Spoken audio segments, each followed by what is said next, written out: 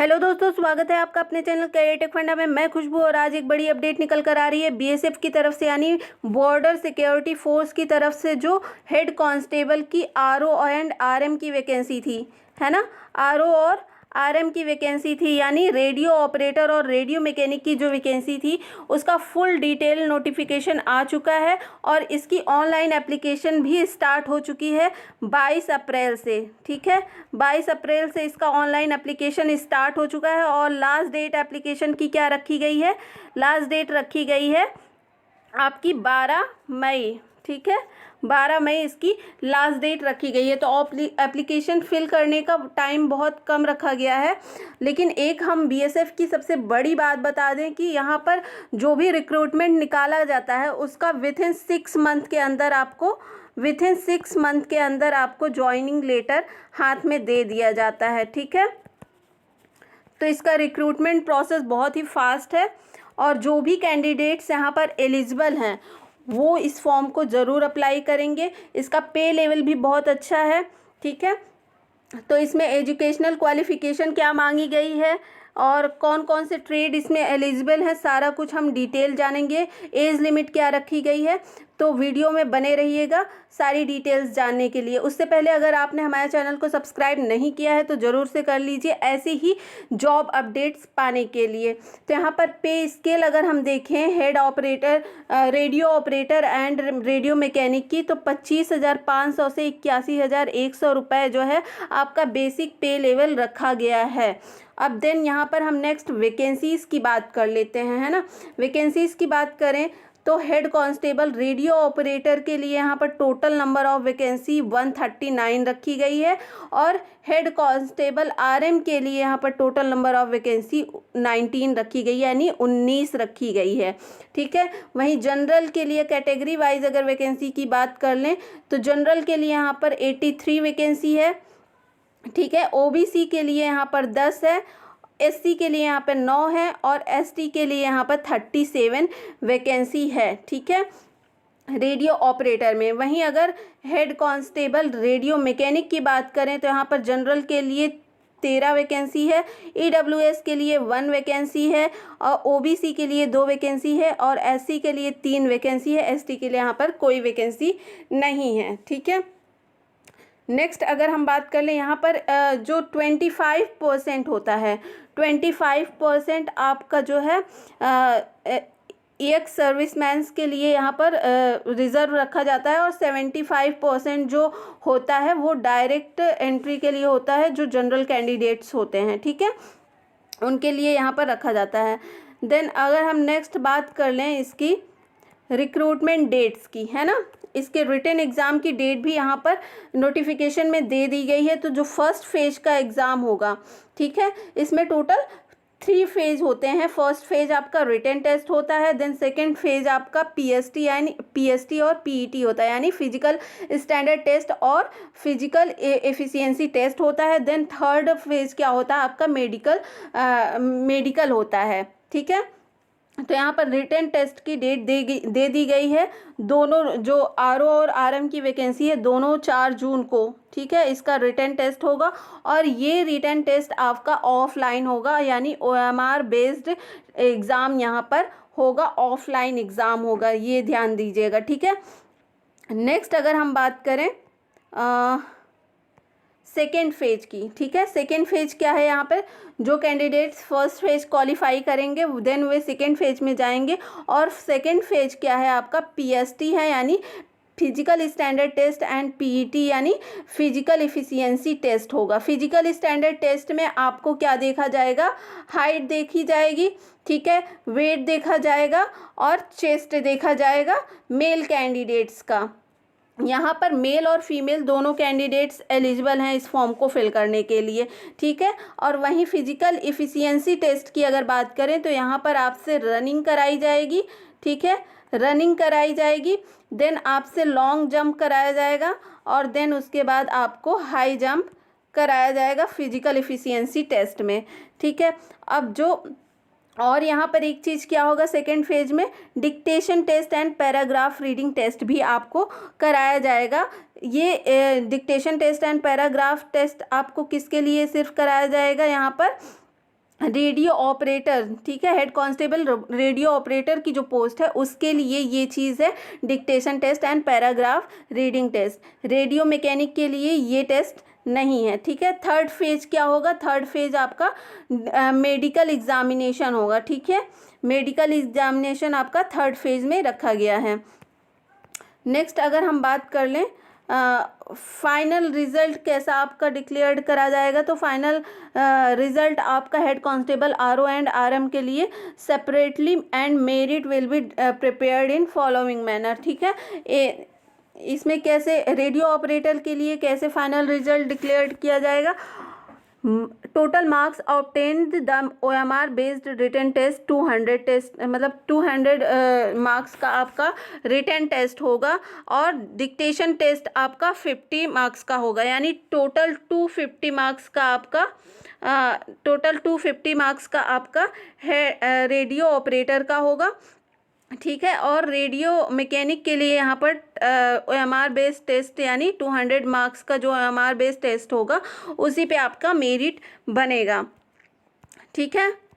अब यहाँ पर टाई, अगर इन केस आपको टाई हो जाता है तो उसमें क्या होगा कि candidate who score more marks in total will be placed higher in merit, यानी बोथ मार्क्स, यानी जो आपका रिटन टेस्ट होगा और देन जो आपका PST एंड PET होगा उसका मेरिट बना के आपको जिनका हायर मार्क्स होगा उनको मेरिट लिस्ट में रखा जाएगा। देन अगर if marks are equal then preference will be given to the candidates older in age, या तो जिनकी एज ज़्यादा रहेगी उन कैंडिडेट्स को यहाँ पर प्रेफरेंस मिल जाएगा।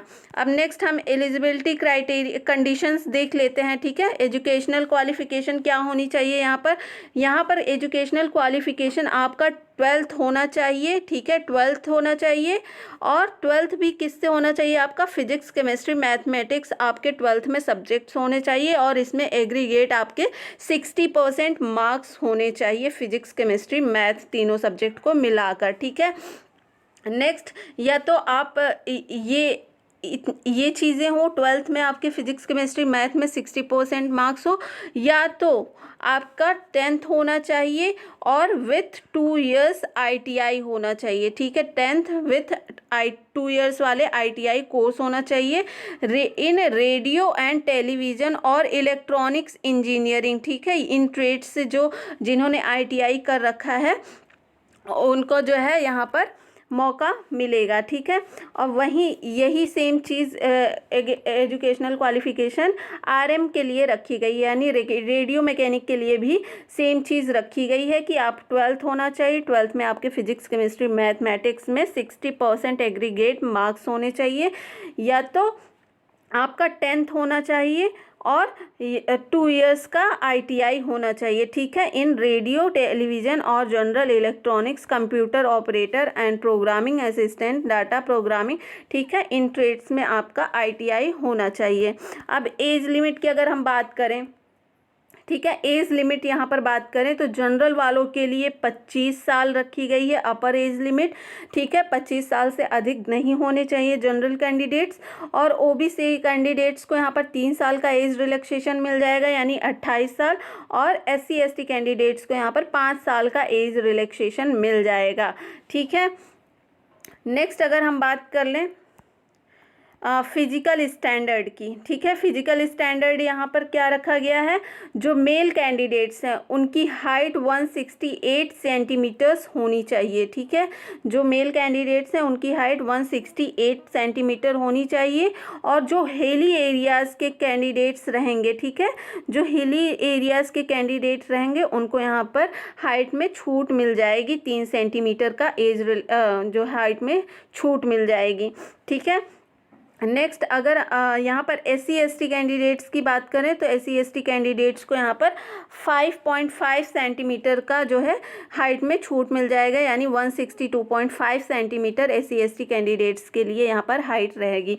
और वहीं फीमेल कैंडिडेट्स की अगर बात करें तो 157 सेंटीमीटर्स फीमेल कैंडिडेट्स की हाइट होनी चाहिए, और जो हिली एरियाज़ की कैंडिडेट्स रहेंगी उनको जो है उनका जो है 155 सेंटीमीटर हाइट रहनी चाहिए। और वहीं जो शेड्यूल कास्ट के हैं उनका 154 सेंटीमीटर हाइट होना चाहिए।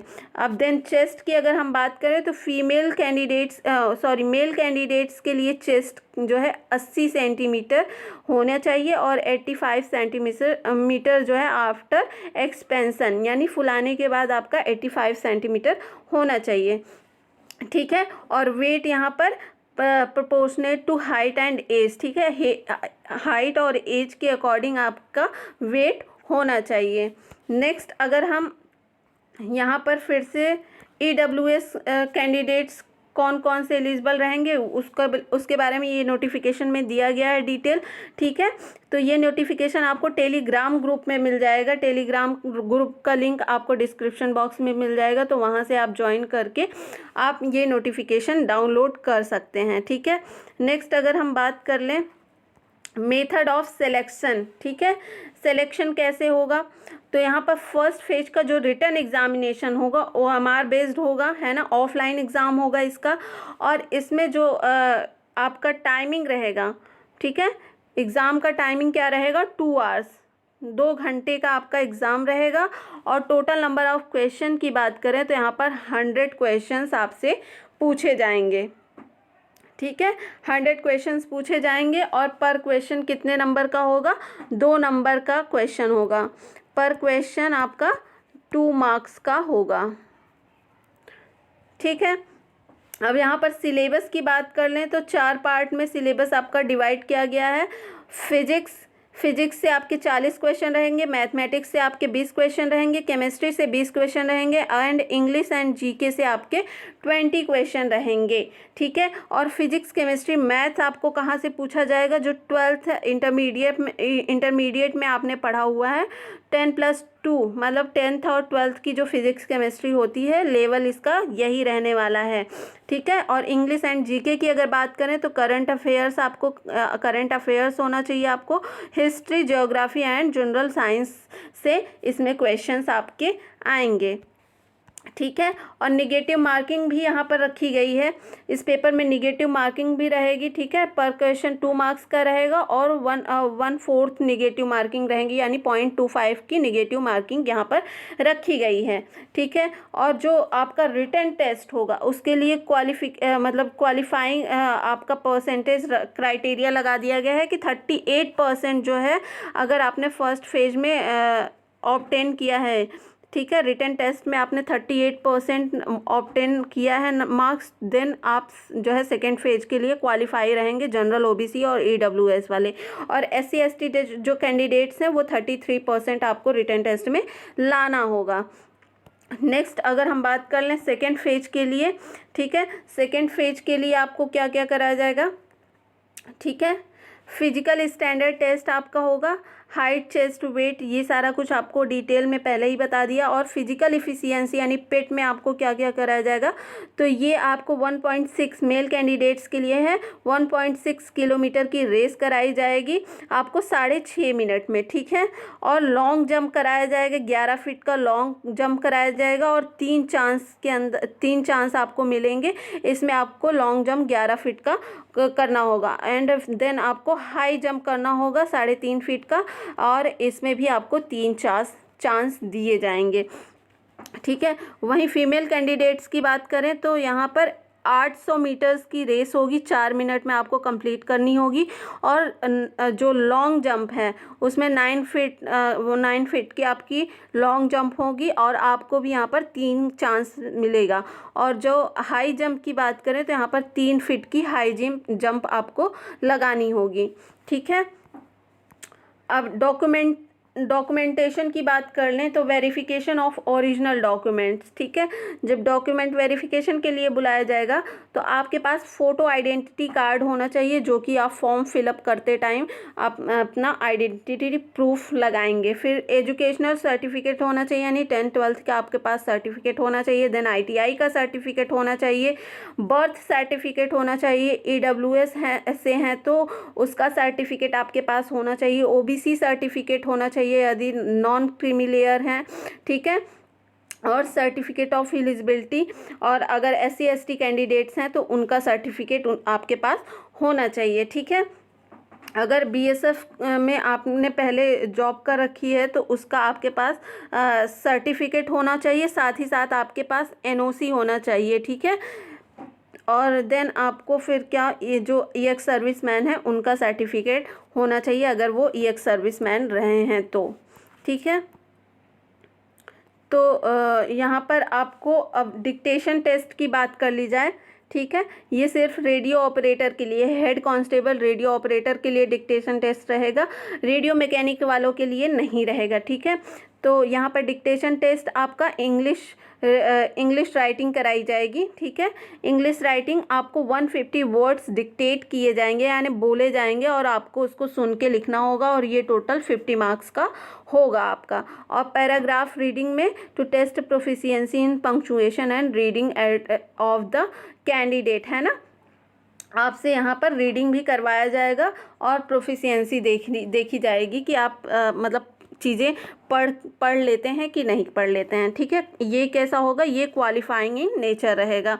तो ये तो सारे ही बच्चे कर लेंगे। Then qualifying marks above OMR based written test आपको बताया ही गया है कि जनरल और ओबीसी EWS कैंडिडेट्स के लिए 38% मार्क्स लाना होगा मिनिमम, और 33% मार्क्स SC ST कैंडिडेट्स को लाना होगा। और जो आपका रिटन टेस्ट होगा वो आपका हिंदी और इंग्लिश बोथ लैंग्वेजेस में होगा, ठीक है। हिंदी और इंग्लिश, ठीक है, बोथ लैंग्वेजेस में होगा। नेक्स्ट अगर हम थर्ड फेज की बात कर लें, यहाँ पर मेडिकल गाइडलाइंस दे रखी हुई है, तो ये नोटिफिकेशन आपको टेलीग्राम ग्रुप में मिल जाएगा, वहाँ से आप डाउनलोड करके आपका मेडिकल गाइडलाइंस और जनरल इंस्ट्रक्शन जो दे रखा है उसे आप दे सकते हैं, ठीक है, देख सकते हैं। और यहाँ पर last date how to apply करने, आप अप्लाई कहाँ से करेंगे, तो आप बीएसएफ की जो ऑफिशियल वेबसाइट है वहाँ पर जाकर इस फॉर्म को फिलअप कर सकते हैं। और फॉर्म की डेट मैंने स्टार्टिंग में ही बता दी थी कि एप्लीकेशन आपका 22 अप्रैल से स्टार्ट हो रहा है और क्लोजिंग डेट इसकी 12 मई रखी गई है, ठीक है।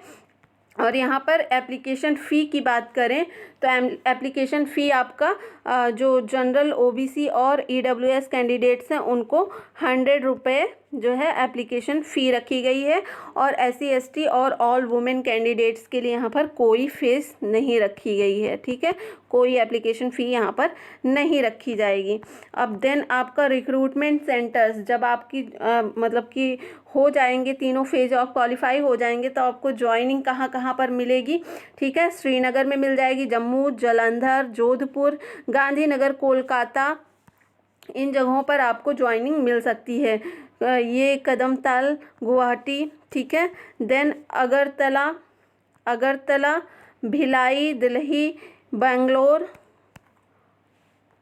इंदौर, ठीक है, टेकनपुर, हजारीबाग, भंडसी और 36 BN BSF greater Noida UP, ठीक है।